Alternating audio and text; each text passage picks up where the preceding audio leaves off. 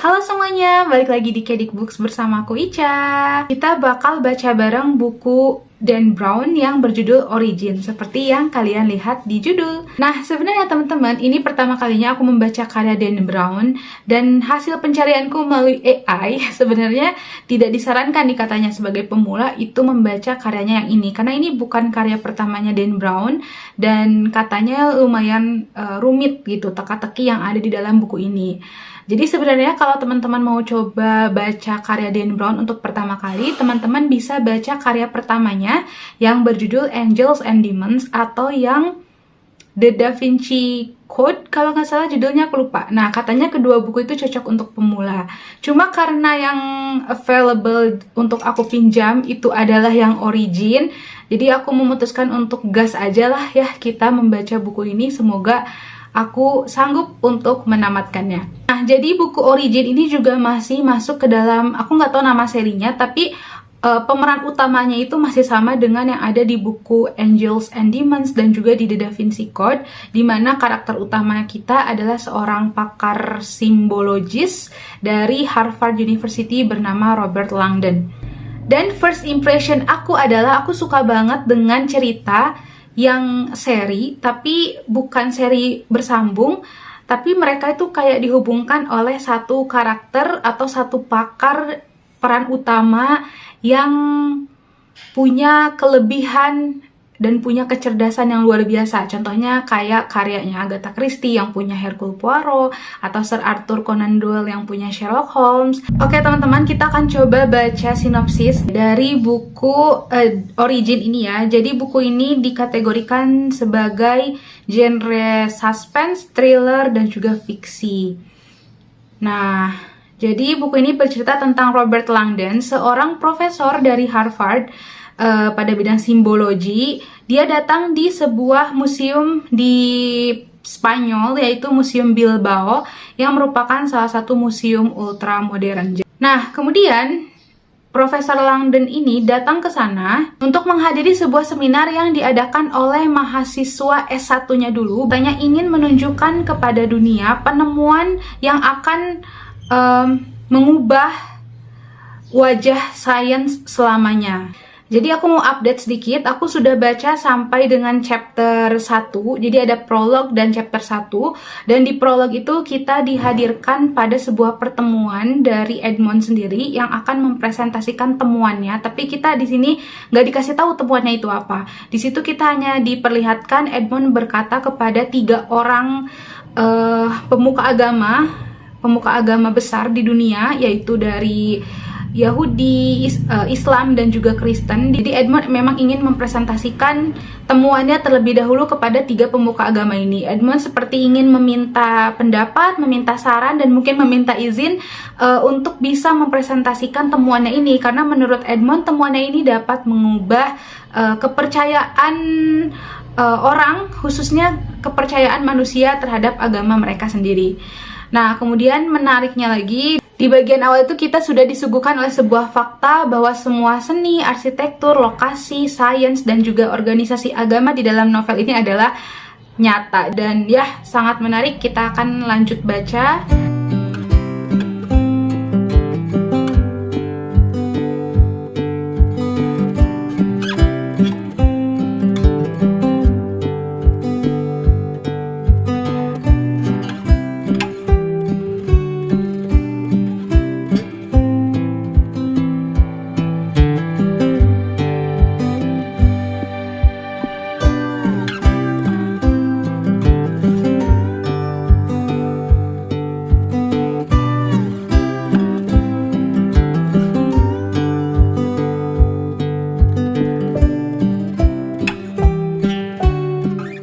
Aku udah sampai chapter 7, aku baru baca sampai chapter 6. Dan ini terakhir baca itu aku ada kali seminggu yang lalu. Jadi ini belum baca buku ini lagi karena satu dan lain hal. Nah, yang bisa aku update ke teman-teman adalah sampai detik ini kita masih belum tahu apa penemuan yang sebenarnya ditemukan oleh Edmond, dan juga kita masih belum tahu apa yang akan terjadi kepada Edmond. Jadi kayak acara pamerannya ini tuh masih belum dimulai. Dan kita di sini juga diajak berpindah-pindah POV ya, dari mulai melihat POV-nya Profesor Langdon dan juga ada satu POV dari Admiral Luis Avila. Nah, aku masih belum tahu siapa, tapi sepertinya Luis Avila ini agak sas. Karena nanti dari review yang aku baca, dari sinopsis yang aku baca, Edmond itu kan nanti mati ya. Jadi ini ada spoiler dikit, tapi bukan spoiler juga sih, karena memang bagian dari alur ceritanya. Nah, apakah Luis Avila ini yang akan membun-bun Edmond? Kita belum tahu. Dan sejauh ini aku ngerasa alurnya cukup lambat, karena sampai chapter 7 seperti yang aku bilang tadi, ini udah sekitar 42 halaman, kita masih belum bertemu dengan Edmond, pamerannya masih belum dimulai, dan kita masih berpindah-pindah POV dari Profesor Langdon ke Luis Avila. Terus juga di POV-nya Profesor Langdon itu cukup banyak penjelasan-penjelasan tentang seni modern, seni klasik yang buat yang menikmati mungkin sangat seru gitu ya, tapi buat aku yang sangat tidak paham seni itu cukup membuat aku bingung. Jadi kayak ketika aku membaca itu ya udah dibaca aja tanpa harus aku pahami benar-benar kayak gitu. Cuma memang di sini salah satu hal yang memang sangat disoroti adalah seni, dan selain sains ya, ada seni juga. Aku nggak tahu apakah di buku Dan Brown yang lain seni itu juga menjadi salah satu hal yang cukup mendominasi dalam cerita atau karya-karyanya, tapi di dalam buku ini karena Edmond ini dibilang suka seni modern, jadi di sini ada cukup banyak penjelasan tentang seni modern itu sendiri. Nah, terus di sini juga kita, oh ya tadi selain POV ke Profesor Langdon, POV ke Luis Avila ini, Louis Avila dibacanya aku nggak tahu, kita juga masuk ke POV dari para petinggi-petinggi di 3 agama yang ada, yaitu aku lupa namanya ya. Aku sangat penasaran akan seperti apa ending dari buku ini, dan akan sangat menegangkan, bukan menegangkan sih, akan sangat kontroversial mungkin ya kalau misalkan endingnya Edmond mungkin dibun-bun oleh pihak-pihak yang beragama ini gitu. Jadi aku masih belum tahu endingnya seperti apa, tapi melihat bagaimana Dan Brown mencoba untuk membangun kecurigaan kita terhadap para petinggi dari ketiga agama ini, menurut aku lumayan bikin ketar-ketir juga.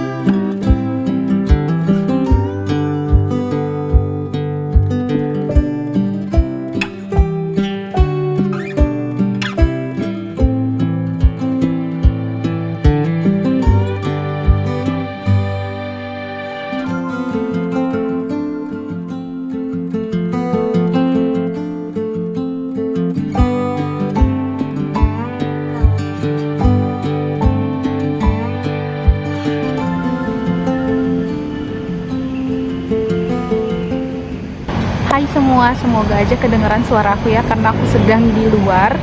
Nah,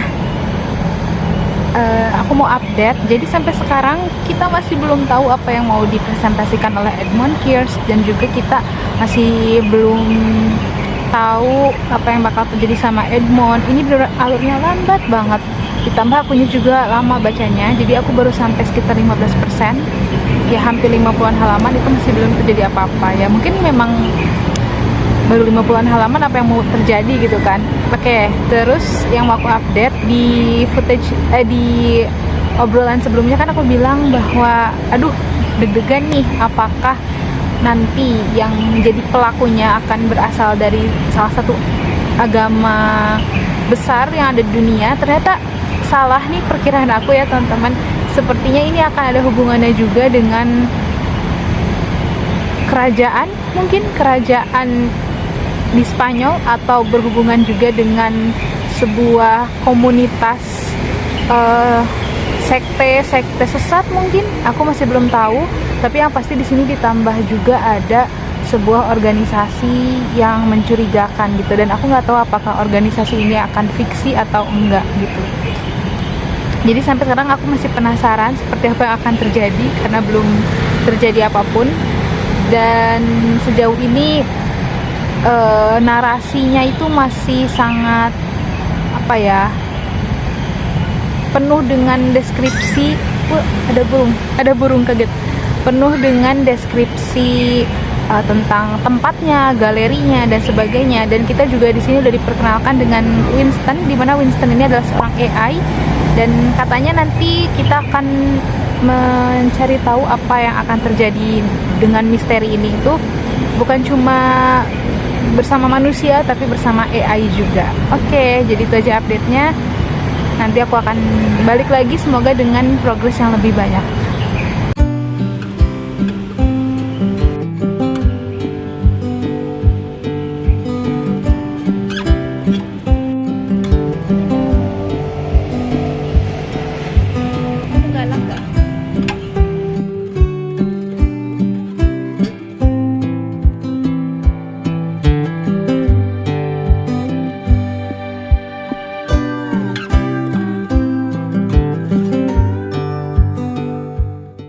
Halo, aku udah sampai 80% dan kita akan update bacaan origin aku. Nah, jadi terakhir update itu kan aku masih di awal banget ya. Sekarang kita udah mau masuk ke 80%, artinya udah mau tamat. Dan mungkin setelah ini aku akan baca 1 kali lagi, tamat, dan aku akan kasih review akhir. Nah, tapi sebelum masuk ke review akhirnya, ada beberapa hal yang mau aku sampaikan, karena udah 80% ini lumayan banyak yang terjadi dan bisa aku sampaikan ke teman-teman. Aku ingin memberi tepuk tangan sih untuk penulisnya, yaitu Dan Brown, karena menurut aku Dan Brown ini kayaknya risetnya nggak main-main ya untuk menulis buku ini gitu. Di dalam buku ini tuh ada banyak sekali tempat-tempat asli, dan di dalamnya Dan Brown itu bisa menjelaskan dengan cukup deskriptif tentang tempat-tempat itu. Dan dari buku ini aku juga jadi tahu bahwa banyak sekali tempat-tempat cantik di dunia ini ya. Ada beberapa gereja yang disebutkan oleh Dan Brown, gereja yang ada di Barcelona, yang ada di Spanyol, dan itu ternyata semuanya cantik banget. Arsitekturnya juga wow, bisa seperti itu ya orang membuat bangunan gitu. Bangunannya benar-benar unik, bergelombang-gelombang. Lihat bangunan-bangunan yang berlekuk-lekuk seperti ini tuh kayak keren banget gitu. Dan aku jadi tahu dari buku ini. Terus selain itu juga tentang beberapa praktik keagamaan, terus juga organisasi-organisasi yang nyata ada di dunia nyata, itu yang realistis ada di dunia nyata juga menurut aku perlu diacungi jempol ya buat Dan Brown, karena telah berani mungkin ya membuat sebuah cerita dengan organisasi-organisasi yang asli, dan tentunya ini perlu membuat sebuah riset yang dalam gitu. Terus kelebihan lainnya adalah menurut aku buku ini tuh tergolong sederhana sebetulnya. Dari idenya tuh sederhana, tapi dari cara Dan Brown menuliskannya, mendeskripsikannya, buku ini tuh jadi terasa lebih kaya gitu. Banyak informasi yang kita dapatkan, banyak hal-hal yang membuat kita jadi kayak, oh ternyata ada ya hal seperti ini gitu. Narasinya yang ternyata tidak seberat yang aku bayangkan. Jadi untuk teman-teman yang ingin mencoba membaca karyanya Dan Brown dan masih ragu karena mungkin takut dengan dengan advertisement-nya, bukan advertisement, apa sih istilahnya? Brandingannya yang terkenal menulis cerita-cerita kontroversial, cerita-cerita yang mengangkat tema isu keagamaan, ateisme, dan sebagainya. Ternyata tidak seberat itu untuk memulai baca ini gitu. Tapi bisa jadi hal ini karena otak aku juga udah berkembang ya. Jadi aku merasa kayak oke, di umurku yang sekarang, ini kayaknya emang waktu yang tepat. Mungkin kalau aku baca ini di umurku yang masih belasan tahun, aku belum yakin apakah aku bakal bisa menangkap maksud dari buku ini, menangkap ceritanya. Menurut aku ya, alurnya lambat, dan seperti yang tadi aku bilang, ceritanya itu cukup sederhana. Jadi dari sekian banyaknya halaman yang ada di dalam buku ini, karena kita berpindah-pindah POV, alur tempatnya itu sebenarnya sederhana. Jadi alur tempat itu kayak cuma sedikit. Ini kayaknya bukan bagian dari spoiler ya, atau spoiler. Tapi aku bisa kasih sedikit gambaran kayak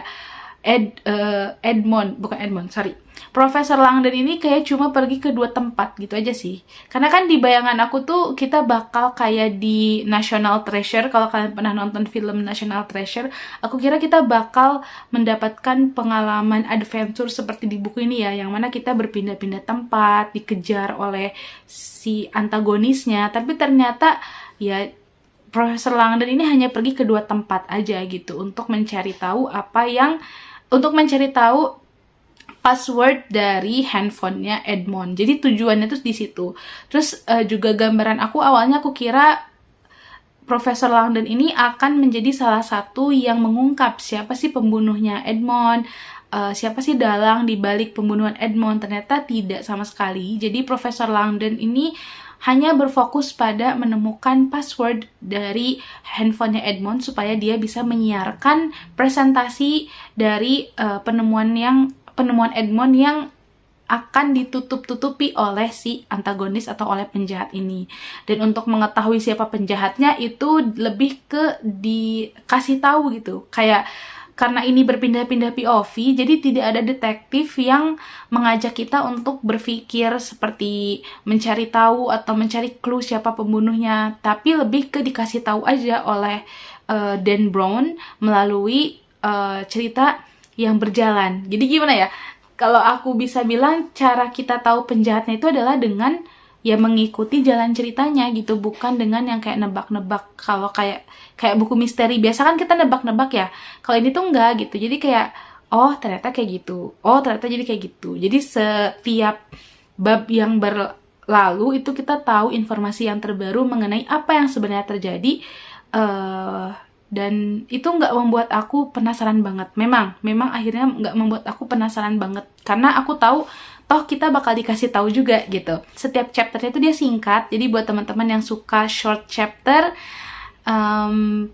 teman-teman pasti bakal nyaman banget baca buku ini karena memang satu chapter itu sangat-sangat singkat. Jadi bisa dibilang alurnya lambat tapi cukup page turner gitu karena si chapternya yang singkat-singkat itu.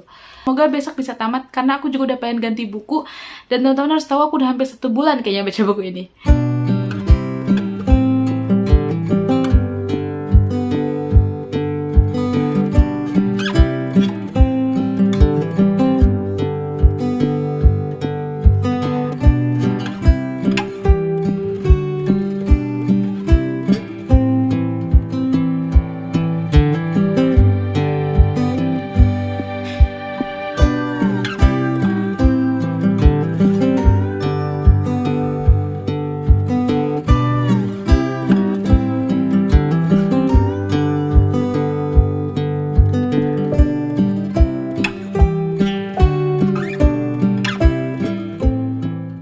Update progres bacaanku sudah 98%, dan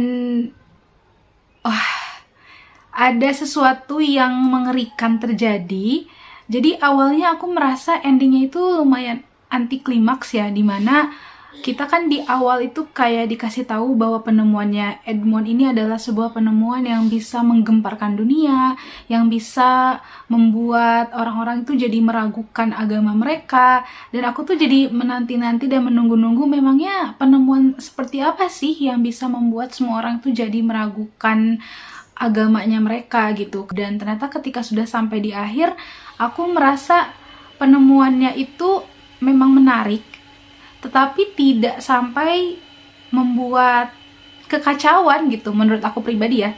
Menurut aku pribadi ini penemuan yang biasa, karena mungkin ini bukunya ditulis di tahun 2017 ya, dan sekarang kita sudah di tahun ini. Kayak ibaratnya apa yang diprediksi oleh Edmond pada buku ini tuh sudah terjadi di tahun ini gitu.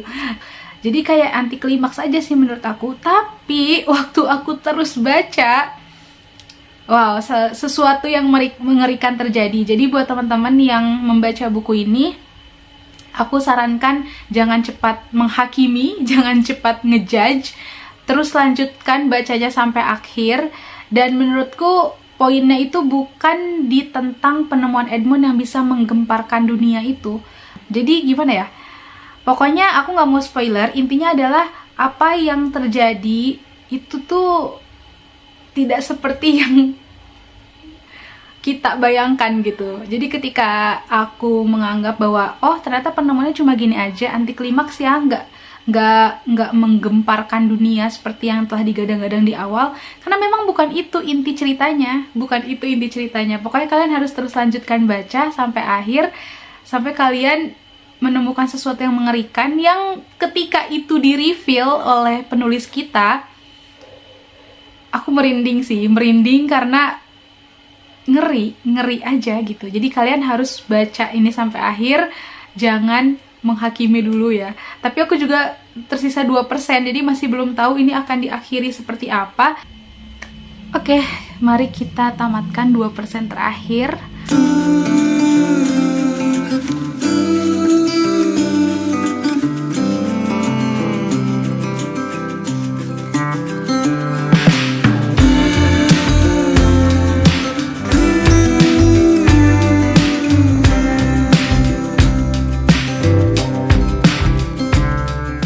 Oke, jadi dari 2% terakhir ternyata tidak ada yang membuat tercengang lagi, karena bagian yang tercengangnya itu udah yang nggak kerekam gitu. Jadi di bagian 2% itu memang ke penutup aja dan juga epilog.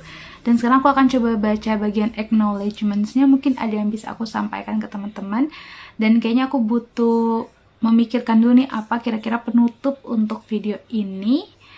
Jadi ya, mungkin itu dulu. Oke, so officially aku tamat baca Origin dari Dan Brown, dan impresi aku adalah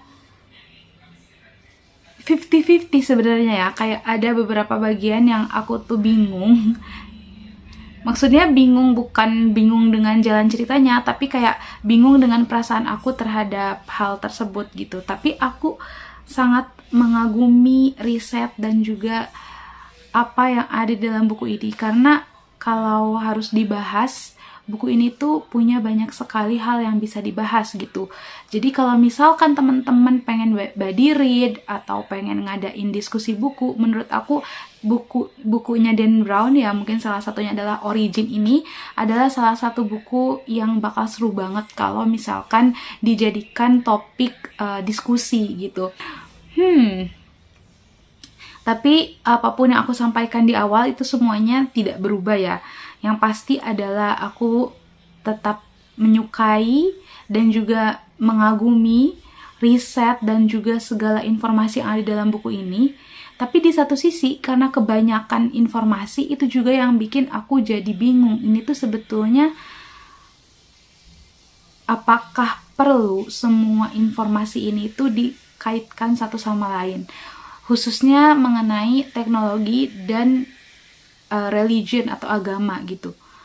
Apakah keduanya memang terkoneksi seperti itu, sehingga seperti yang aku rasakan di awal ketika aku benar-benar menunggu-nunggu seperti apa penemuan yang ditemukan oleh Edmund yang dikabarkan bisa mengguncang, yang ternyata bisa mengguncang agama yang ada di dunia ini, ternyata pada akhirnya ceritanya sebetulnya memang bukan tentang itu gitu. Dan itu yang membuat aku jadi kayak, apakah memang harus dibangun seperti ini ceritanya gitu. Itu sih yang bikin aku bingung sih. Tadinya aku mau coba diskusi dulu dengan AI ya, berhubung buku ini juga ada hubungannya dengan AI. Jadi mari kita coba diskusi dulu dengan AI terkait buku ini. Apa yang bakal dia katakan tentang buku yang berbicara tentang AI gitu ya.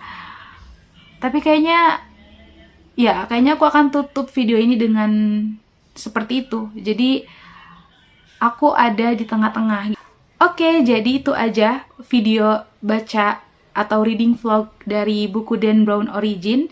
Dan terima kasih untuk teman-teman yang sudah menonton sampai sejauh ini. Semoga videonya informatif.